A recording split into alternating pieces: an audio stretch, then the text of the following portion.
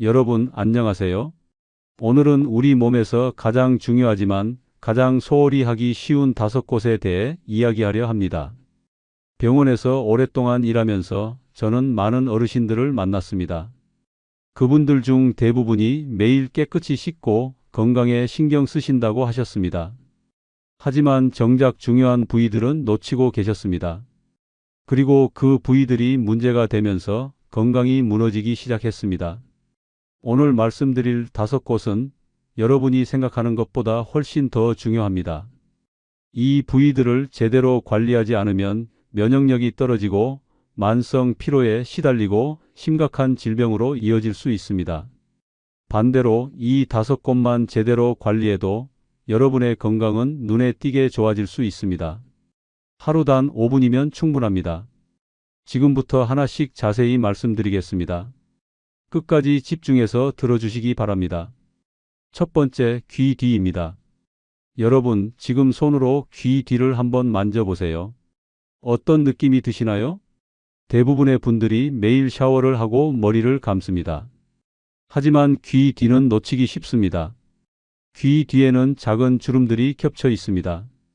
이 주름 속에는 하루 종일 쌓인 피부 세포, 머리카락에서 떨어진 기름, 땀과 피지가 층층이 쌓입니다.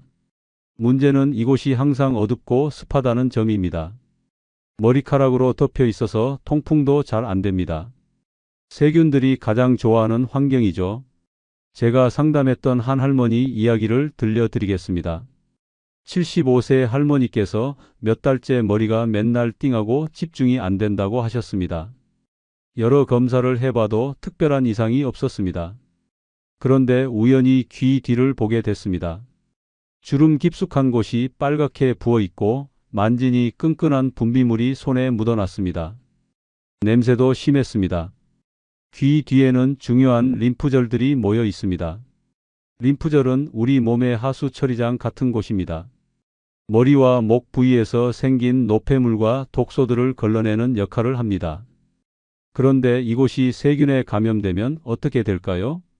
림프절이 제 기능을 못하게 되면서 혈류에 독소가 섞여 들어갑니다. 그 결과 머리가 무겁고 집중력이 떨어지고 기억력도 나빠질 수 있습니다. 심한 경우에는 만성 두통이나 어지럼증까지 생길 수 있습니다. 그렇다면 귀 뒤는 어떻게 관리해야 할까요? 샤워할 때 귀 뒤 주름을 빼먹지 마세요.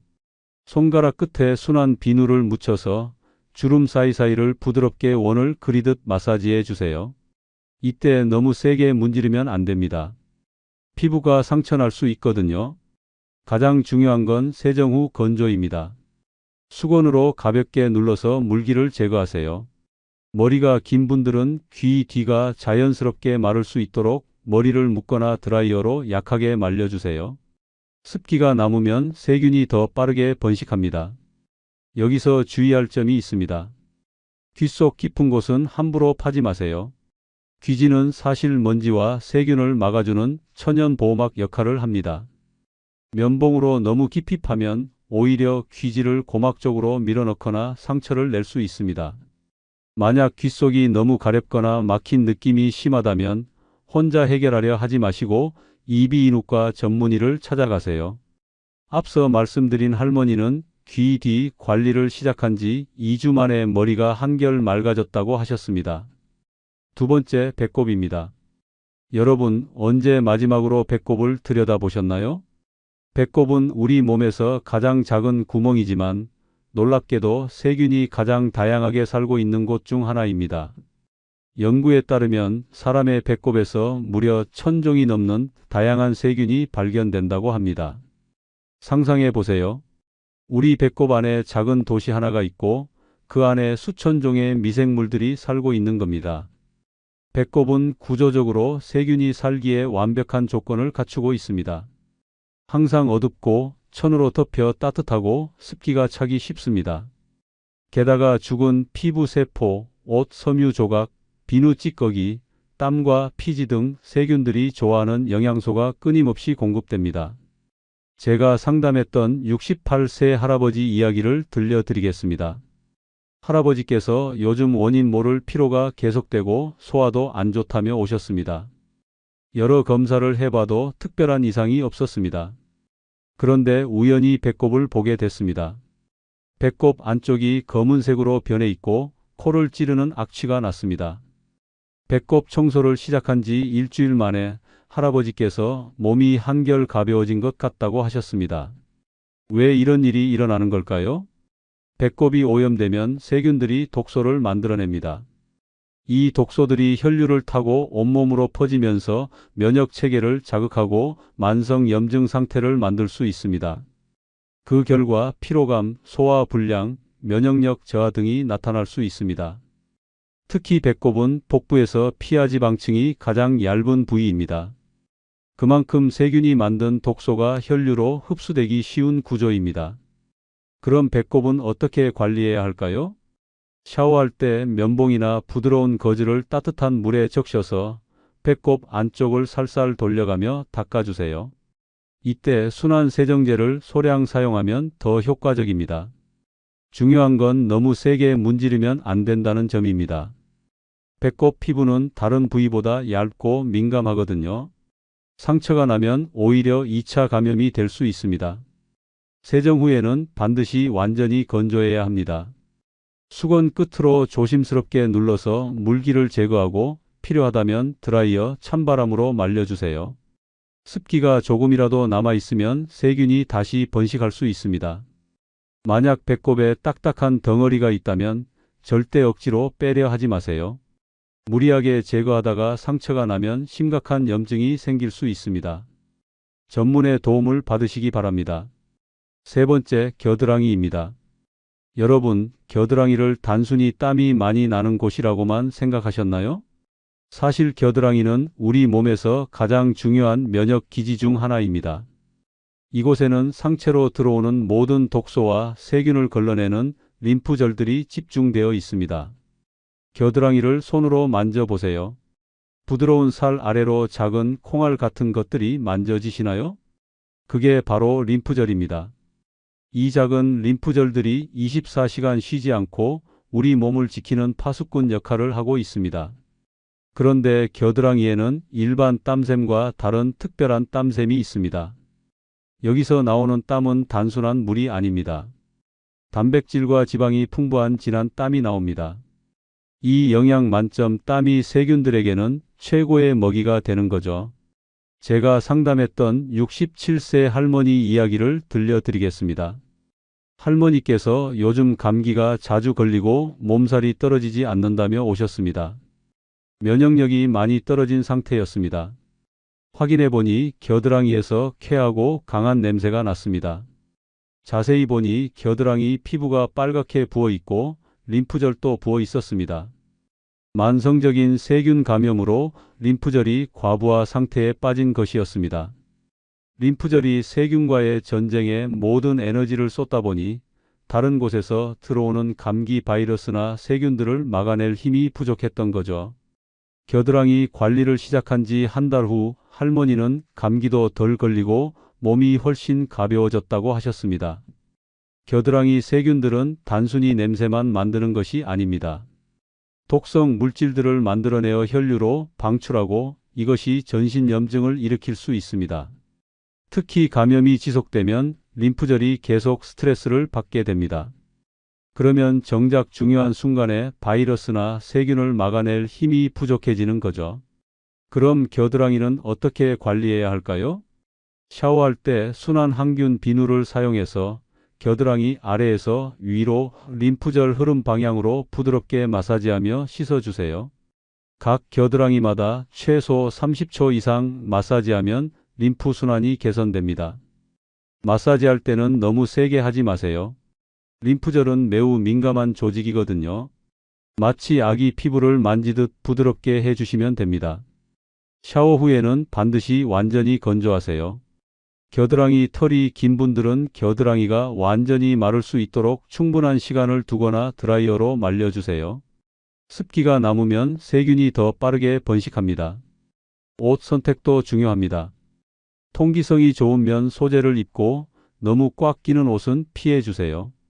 공기가 잘 통해야 세균 번식을 막을 수 있습니다. 그렇다면 겨드랑이 털을 면도기로 밀어버리면 어떨까요? 사실 겨드랑이 털은 우리 몸의 자연 보호막입니다. 땀이 피부에 직접 닿지 않게 도와주고 마찰을 막아주는 역할을 합니다. 완전히 제거하기보다는 작은 가위로 1cm 정도 길이로 다듬어 주는 게 좋습니다. 자연스럽게 보호 기능은 유지하면서도 세균이 숨을 공간을 줄일 수 있습니다. 네 번째, 사타구니입니다. 사타구니는 우리 몸에서 상체와 하체가 만나는 교차점입니다. 이곳에는 중요한 혈관들과 수많은 림프절들이 밀집해 있습니다. 생명의 에너지가 오가는 중요한 통로인 셈이죠. 하지만 동시에 이곳은 세균과 곰팡이가 가장 번식하기 좋은 환경이기도 합니다. 사타구니는 하루 종일 다리에 가려져 있고 걸을 때마다 허벅지가 서로 마찰을 일으키면서 열이 납니다. 거기다 땀까지 차니까 세균들에게는 천국 같은 환경입니다. 제가 상담했던 70세 할아버지 이야기를 들려드리겠습니다. 할아버지께서 요즘 걷는 게 힘들어졌다며 오셨습니다. 무릎이나 허리에는 특별한 문제가 없었는데 자세히 보니 걸을 때마다 다리를 약간 벌리고 걷고 계셨습니다. 사타구니를 확인해 보니 빨갛게 부어 있고 심한 가려움 때문에 긁은 상처들이 있었습니다. 불편해서 무의식적으로 다리를 벌리고 걷게 된 거였습니다. 문제는 이런 걸음걸이가 계속되면 척추와 고관절에 비정상적인 부담이 가해진다는 점입니다. 시간이 지나면 허리 통증, 무릎 통증까지 연쇄적으로 나타날 수 있습니다. 실제로 사타구니 감염이 있으면 걷는 자세가 바뀌면서 전체적인 신체 균형이 무너집니다.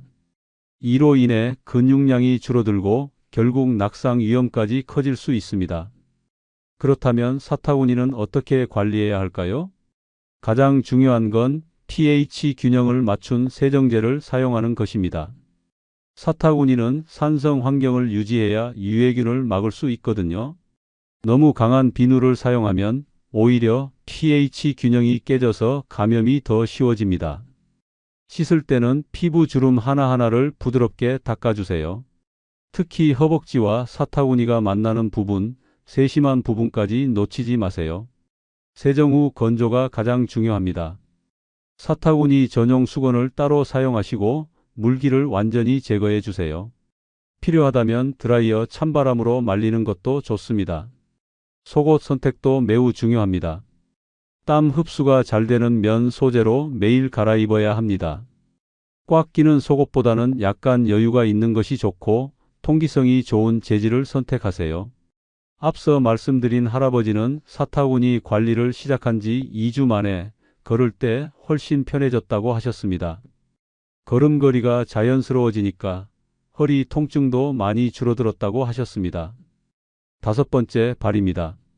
발은 하루 종일 우리 몸무게를 지탱하며 수천 걸음을 함께 걷는 동반자입니다. 하지만 대부분의 사람들이 발 관리에 가장 소홀한 것도 사실입니다.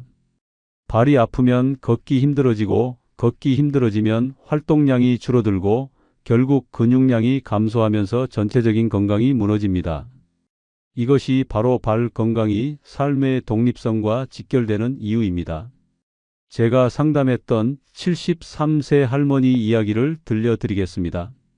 할머니께서 요즘 자꾸 넘어질 것 같아서 무섭다며 오셨습니다. 걸을 때 균형을 잘 못 잡고 계셨습니다. 발을 자세히 보니 발가락 사이에 무좀이 심하게 퍼져 있고 발톱은 너무 길고 엄지는 내성 발톱이 생겨서 신발에 눌려 있었습니다. 발가락 사이 피부가 짙고 아프니까 제대로 발가락에 힘을 줄 수 없었던 거죠. 발가락으로 땅을 제대로 잡지 못하니까 당연히 균형 감각이 떨어질 수밖에 없었습니다.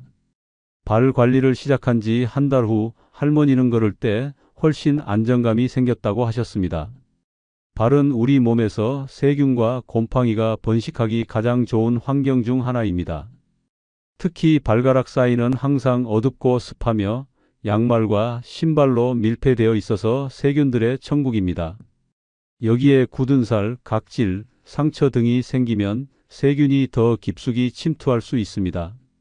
특히 나이가 들면 혈액순환이 좋지 않아서 한번 감염이 생기면 치료가 어려워집니다.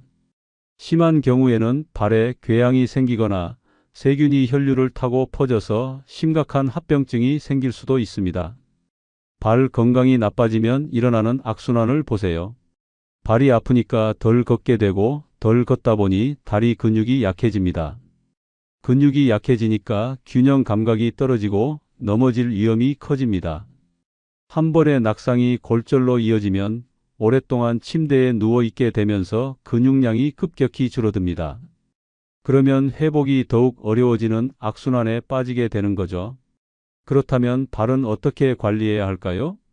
먼저 매일 발을 따뜻한 물에 담그고 꼼꼼히 씻어주세요.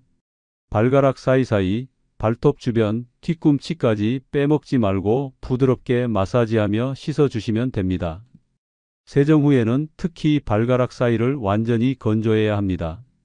수건으로 발가락 사이사이까지 눌러서 물기를 제거하고 필요하다면 드라이어 찬바람으로 말려주세요. 보습은 선택적으로 해주세요. 뒤꿈치나 발바닥 같이 건조한 부위에는 보습제를 발라주되 발가락 사이에는 바르지 마세요. 습기가 생기면 곰팡이가 번식할 수 있거든요. 굳은 살 관리도 중요합니다. 한 번에 많이 제거하려 하지 말고 부드러운 부석으로 조금씩 갈아주세요. 너무 깊이 깎으면 상처가 나서 2차 감염이 될 수 있습니다. 발톱은 너무 짧지 않게 일자로 깎아주세요. 둥글게 깎으면 살 속으로 파고드는 내성 발톱이 생길 수 있습니다. 양말과 신발 관리도 빼놓을 수 없습니다. 양말은 매일 갈아 신고 통기성이 좋은 재질을 선택하세요. 신발도 하루 신고 나면 하루는 쉬게 해서 습기가 완전히 마르도록 해주세요. 발 관리는 단순한 위생이 아닙니다. 삶의 독립성을 지키고 넘어지지 않게 하고 건강한 노후를 만드는 핵심적인 건강 전략입니다. 건강한 발이 있어야 마지막까지 스스로 걸을 수 있고 스스로 걸을 수 있어야 진정한 독립을 유지할 수 있습니다. 자, 여러분. 지금까지 우리 몸에서 가장 중요하지만 소홀하기 쉬운 5곳을 살펴봤습니다. 귀 뒤, 배꼽, 겨드랑이, 사타구니, 발. 이 5부위의 공통점은 모두 습기와 노폐물이 쉽게 쌓이고 세균이 번식하기 좋은 환경이라는 점입니다. 하지만 하루 단 5분만 투자하면 이 모든 부위를 완벽하게 관리할 수 있습니다. 실제로 이 방법을 실천하신 분들의 변화를 보면 정말 놀랍습니다. 머리가 맑아졌고 몸이 가벼워졌고 잠을 푹 자게 되었고 감기에 덜 걸리게 되었다는 이야기를 자주 듣습니다. 이제부터 하루 5분으로 건강을 지키는 방법을 정리해 드릴게요. 샤워할 때 이 순서대로 해보세요. 먼저 귀 뒤 주름을 손가락 끝으로 부드럽게 마사지하며 씻습니다. 배꼽은 면봉이나 거즈로 살살 돌려가며 닦아줍니다. 겨드랑이는 아래에서 위로 림프 방향으로 마사지합니다. 사타구니는 주름 깊숙이 균형 세정제로 꼼꼼히 씻어줍니다. 마지막으로 발은 발가락 사이사이까지 빠뜨리지 말고 씻어줍니다. 각 부위마다 30초에서 1분 정도면 충분합니다. 가장 중요한 건 세정 후 완전한 건조입니다. 습기가 조금이라도 남아있으면 세균이 다시 번식할 수 있거든요. 수건으로 눌러서 물기를 제거하고 필요하면 드라이어 찬바람을 사용해서 잘 말려주세요. 주의할 점도 있습니다.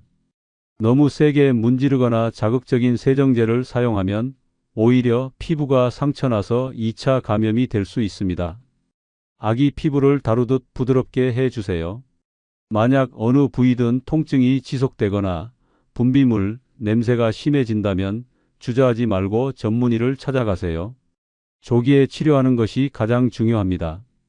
이런 습관을 2주에서 4주 정도 꾸준히 실천해 보세요. 분명히 몸의 변화를 느끼실 거예요. 피로가 줄어들고 감기에 덜 걸리고 머리가 맑아지고 기억력도 살아나고 전체적으로 활력이 돌아오는 것을 경험하게 되실 겁니다. 여러분, 건강은 거창한 것에서 시작되지 않습니다.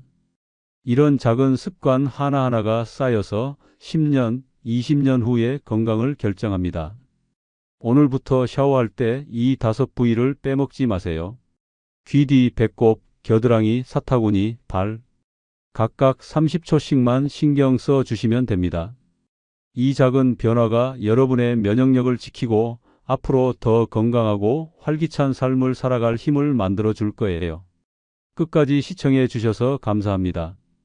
이 영상이 도움이 되셨다면 구독, 좋아요, 알림 설정 부탁드립니다. 가족이나 지인분들에게도 꼭 공유해 주세요. 그 공유가 소중한 사람들의 건강을 지키는 일이 될 수 있습니다. 여러분의 건강하고 행복한 노년을 진심으로 응원합니다. 감사합니다.